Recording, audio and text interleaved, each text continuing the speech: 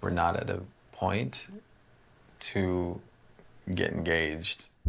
I do not follow you on Instagram. I mean, you followed me and then you unfollowed me. I don't know why I would have followed you and unfollowed you.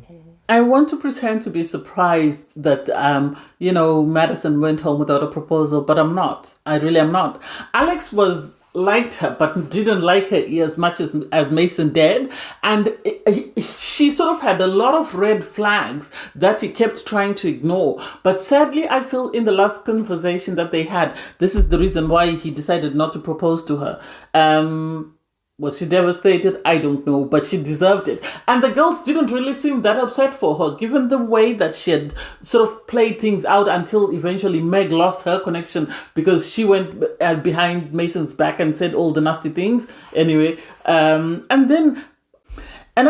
I'm a bit side-eyeing Taylor for her confessional that, she feels like Daniel followed her before they came to the show on Instagram. And then, he knew who she was. They know a lot of people in common. So what is she saying? That he was busy sussing her out and somebody told him that she was going to be on Love is Blind? I don't get that. Anyway, hey there. Thanks for stopping by. It's your girl, Valerie.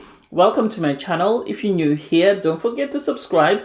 Click the like button. Turn on the notification bell for when I upload new videos, and definitely leave a comment.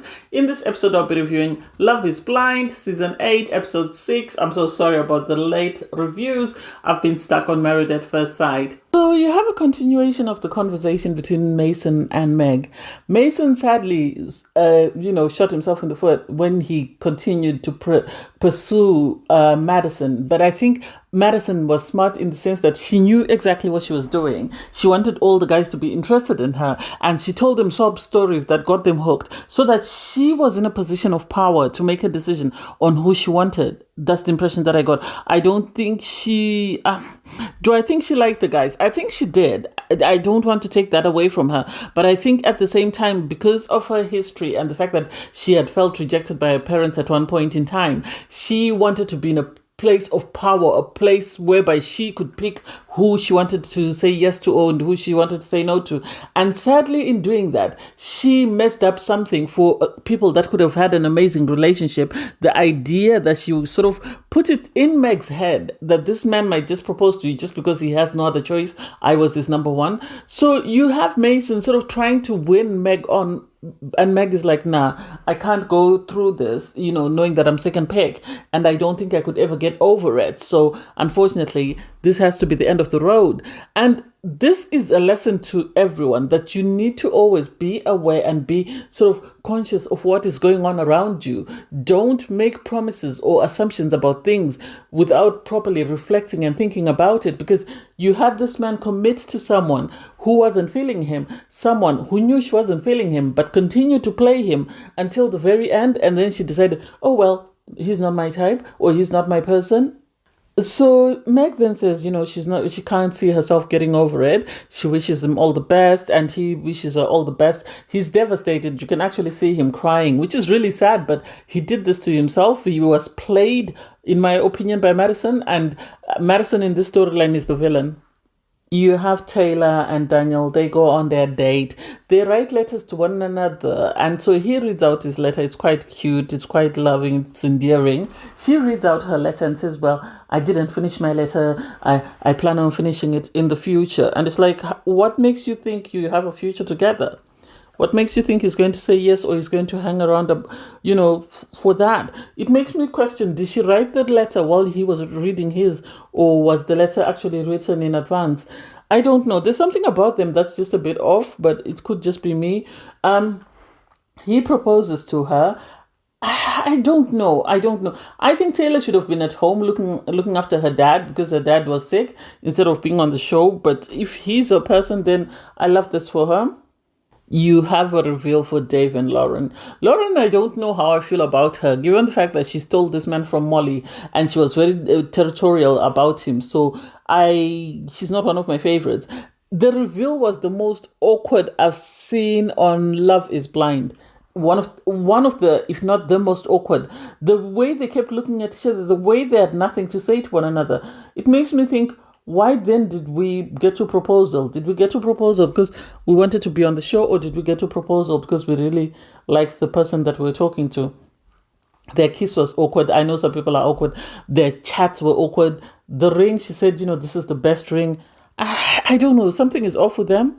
You have Virginia go on a date with Devin. I don't understand them as a couple. I really don't understand them as a couple.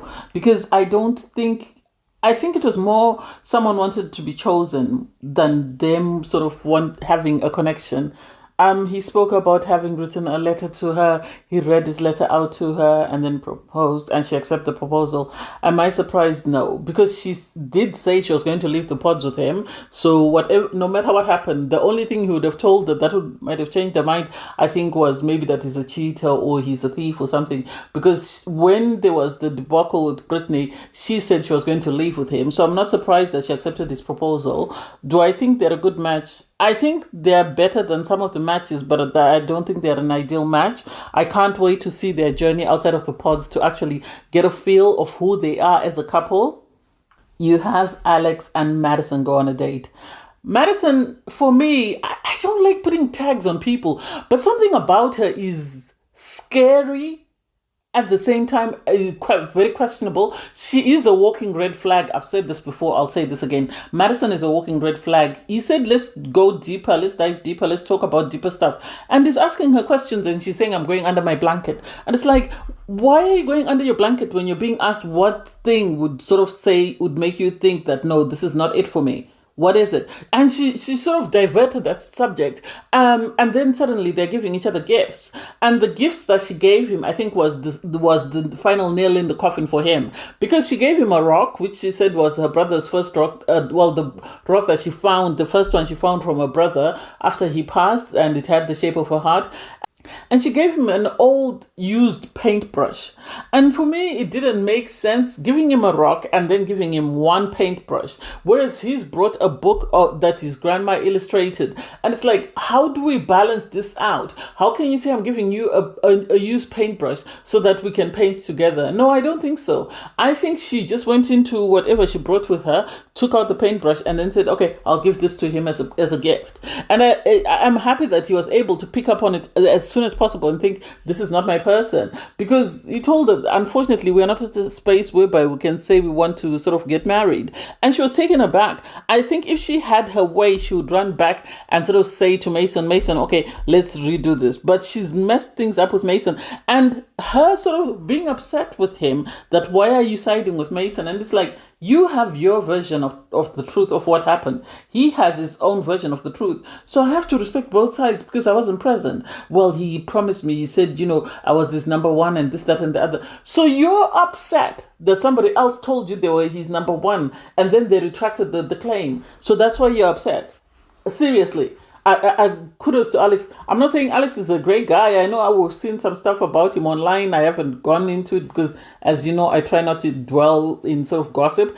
But the audacity to be upset with someone because the person you wanted didn't want you, I don't get it. And now she's sort of screwed herself. It's different from the Hannah situation from last season where Hannah was able to sort of have two guys that she was sort of communicating with. This woman sadly messed up things with the one person she had a connection with, and now she's in this space whereby she doesn't even know what to do with it. And it's like, you made this bed, love, you need to lay in it because you are the one who decided that you wanted to sort of end things with Mason before you secured things with Alex. So it is it. You have to go home. She was crying. You could tell nobody else empathized with her. The girls were like, oh. But I don't think they really felt bad for her, given how she behaved and how she screwed things up for Meg. Because at the end of the day, Meg lost her connection because of Madison. So we have the reveal for Virginia and Devin. I thought it was cute. I thought it was really cute. I thought it was one of the less awkward reveals. So I really loved that. And I also loved, regardless of the situation that happened with Taylor and Daniel afterwards, I loved theirs as well. I think they were very organic and very natural. Do I think they're attracted to one another? I don't know. Because Virginia was very sort of standoffish, for lack of a better word, because you had Devon piling compliment after compliment after compliment, and she never said the same thing about him. And so it makes me question, is she with this man because she really likes him, or she's with this man because she knows that's her only way to be on the show? I'm side-eyeing Virginia. I really am, and I hope she accepted his proposal because she really liked him, and not because she just wanted to be on the show and was looking for someone to get her on the show. And then you had the reveal for Daniel and Taylor. I actually liked it. I thought it was very natural. It was very organic. Even the way they were sitting, they were so relaxed and so calm, and so endearing. So to see the confessional the next day, it doesn't compute with me because she says he felt very familiar. Well, maybe he feels familiar because you're soulmates. Maybe you've met in another dimension, and so this is why he feels familiar, because their reveal was amazing. So to have him sit down and sort of be questioned, oh, I saw a picture of you with a Christmas tree, and it's like, are you not attracted to this man? Is that it? What is it? You said this your type, it's just the height, that's not it. So are you so concerned with the height that you're willing to give this up? If that's the case, just let it go. Don't turn this man into something that he's not. Don't make him a villain in your story. He likes you, he's been there for you. He's been genuine, or it's come across as him being genuine. He's been way better than most of the guys on the show, given some of the couples that we've ended up with. So it's up to you. Do you like him enough to say yes to his proposal, or you are done with him and you want to keep it stepping? It's okay. You can keep it stepping. He will find his person. You don't need to have all these theatrics. I hope it's just for storyline. I hope it's just for storyline because there might not be drama between the two of them. So I hope all this, shenanigans are just for the storyline, and that they will actually say yes on, decision day. Anyway, hey, thank you for stopping by, guys. See you in the next one. Don't forget to like, share, comment, and subscribe. And click the link in my video to watch my review from episode 5. Bye, guys.